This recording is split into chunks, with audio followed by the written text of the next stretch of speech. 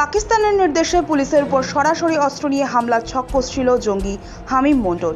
স্বাধীনতা দিবসের সময় ওই হামলা চালানোর ছক কষা হয়েছিল কিনা সেই তথ্য গোয়েন্দারা জানার চেষ্টা করছেন। পাকিস্তানে বসে থাকা জঙ্গি শেহজাদ ভট্টি এই পুরো পরিকল্পনার অন্যতম মূল চক্রী। তার নির্দেশেই হামিম মণ্ডল কাজ করছিল বলে অভিযোগ।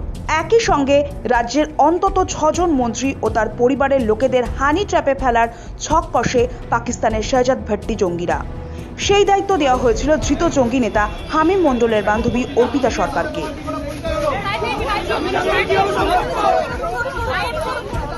সূত্র বলছে, পাকিস্তানের মদতে পশ্চিমবঙ্গে বড় ধরনের নাশকতার ছক কষা হচ্ছিল বলে তদন্তে উঠে এসেছে বিস্ফোরক তথ্য। তদন্তকারী সংস্থার দাবি, হামিম মণ্ডলকে ব্যবহার করে পুলিশ আধিকারিকদের উপর সরাসরি সশস্ত্র হামলার পরিকল্পনা করা হচ্ছিল। সূত্রের খবর, হামিম মণ্ডলের শেহজাদ ভট্টি গ্যাংয়ের হয়ে কাজ করার সঙ্গে সঙ্গে তেহরিক-ই-তালিবান হিন্দুস্তান অর্থাৎ TTH এর সদস্যও ছিল। এই বছরের ফেব্রুয়ারি ও মে মাসে পাঞ্জাবে পুলিশ আধিকারিকদের হত্যা করে TTH।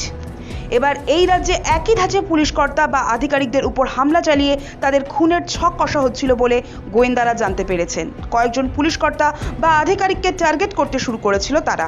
তদন্তে আরও জানা গিয়েছে, পাকিস্তানের গুপ্তচর সংস্থা ISI নাশকতার জন্য বিপুল অর্থ খরচ করছিল। নিজেদের প্রচার থেকে শুরু করে হামলা বা নাশকতার জন্য 5,000 টাকা থেকে শুরু করে 3 লাখ টাকা খরচ করে পাকচর সংস্থা ISI। শেহজাদ ভট্টি ও তেহরিক-ই-তালিবান হিন্দুস্তানের মতো জঙ্গি গোষ্ঠীদের দিয়েই এই নাশকতা বা হামলার ছক কষা হয়। দেখা গিয়েছে, শুধু কয়েকটি দেশ বিরোধী পোস্টার লাগাতে জঙ্গিরা এক একজনের পিছনে খরচ করেছে 5,000 টাকা করে। আবার হামলার জন্য 3 লাখ টাকা করেও খরচ করেছে তারা। পুলিশের উপর হামলার নির্দেশ ও কিভাবে অস্ত্র সংগ্রহ করা হবে সেই ব্যাপারে সোশ্যাল মিডিয়ার হ্যান্ডেলে নির্দেশ পাঠানো হয়েছিল পাকিস্তান থেকে। তদন্তের সবচেয়ে উদ্বেগজনক যে তথ্য সামনে এসেছে তা হলো রাজ্যের মুখ্যমন্ত্রীর উপর হামলার ছক। গোয়েন্দাদের দাবি, সম্ভাব্য হামলার রুট, পদ্ধতি এবং নিরাপত্তার ফাঁকফোকর নিয়ে একটি প্রাথমিক পরিকল্পনা তৈরি করা হয়েছিল। সেই খসড়া পশ্চিমবঙ্গ থেকে পাকিস্তানে থাকা হ্যান্ডেলারদের কাছে পাঠানো হয়। সেখান থেকে তা খতিয়ে দেখে সম্ভাব্য রুট ও পরামর্শ পাঠানো হয়েছিল বলে তদন্তকারীদের দাবি। তারাও সেই খসড়া দেখে মন্তব্য করে সম্ভাব্য রুটও পাঠায়। ওই রুটে আগে থেকে কেউ গিয়ে নজরদারি বা রেকি করেছিল কিনা তা এখন খতিয়ে দেখা হচ্ছে। হামিমের মোবাইল ফোন থেকে এই সংক্রান্ত বেশ কিছু তথ্য মিলেছে বলে জানা গিয়েছে। এদিকে তদন্তে আরও উঠে এসেছে, রাজ্যের অন্তত 6 জন মন্ত্রী এবং তাদের পরিবারের সদস্যদের হানি ট্র্যাপে ফেলার পরিকল্পনা করা হয়েছিল। এই কাজের দায়িত্ব দেওয়া হয়েছিল হামিম মণ্ডলের ঘনিষ্ঠ পরিচিত অর্পিতা সরকারকে। গোয়েন্দাদের সন্দেহ, ব্যক্তিগত সম্পর্কের ফাঁদ ফেলে গুরুত্বপূর্ণ তথ্য সংগ্রহ বা ব্ল্যাকমেল করার পরিকল্পনাই ছিল জঙ্গিদের উদ্দেশ্য। গোয়েন্দারা জেনেছেন, এই নাশকতার কাজে হামিম মণ্ডল একা নয়, সোশ্যাল মিডিয়ায় আরও কয়েকজনকে নিয়োগ করেছিল পাকিস্তানের হ্যান্ডেলার রানা উজায়ের আবিজাত হামাদ।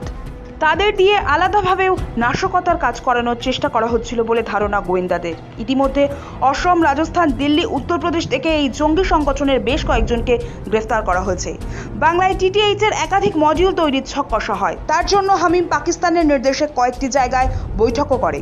অস্ত্র নিয়ে নাশকতার জন্য হামিম কিছু দুষ্কৃতীকেও কাজে লাগানোর ছক কষছিল। তহবিল ও অস্ত্র সংগ্রহের জন্য রাজ্যের কয়েকটি জায়গায় স্লিপার সেলও তৈরি করা হচ্ছে বলে জানিয়েছে পুলিশ। জারি রয়েছে তদন্ত। হামিম মণ্ডলের মোবাইল, সামাজিক মাধ্যমের যোগাযোগ এবং আর্থিক লেনদেন খতিয়ে দেখে আরও তথ্য সংগ্রহের চেষ্টা করছেন গোয়েন্দারা। তাদের আশা, এই তদন্তে জঙ্গি চক্রের আরও সদস্য এবং তাদের নাশকতার পরিকল্পনা সম্পর্কে গুরুত্বপূর্ণ তথ্য সামনে আসবে।